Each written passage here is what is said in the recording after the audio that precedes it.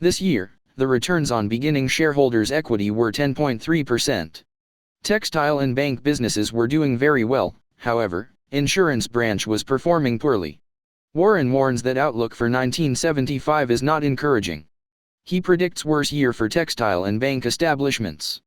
Even though insurance operations weren't satisfactory this year, Warren plans to build financial strength and liquidity, preparing for the time when insurance rates become adequate so that Berkshire Hathaway can once again aggressively pursue opportunities in this area. So, Warren sees insurance business as profitable. It was simply a difficult time for this division of theirs. Later in the letter, he states that the insurance industry is inherently attractive. Warren quickly states that the Texas situation, mentioned in the previous letter, seems to be improving.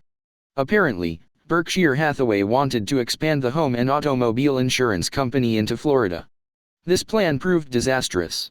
What interests me is their action when things don't go as planned. They simply dropped out of the Florida market altogether. That's some cold-blooded leadership. Warren admits that he can't blame external insurance industry conditions for this mistake, which cost a lot of money. Quote, "In retrospect, it is apparent that our management simply did not have the underwriting information and the pricing knowledge necessary to be operating in this area." End quote. Between insurance group and the bank, Berkshire Hathaway has $140 million invested in bonds, of which $120 million are in bonds of longer maturities, like 12 to 15 years.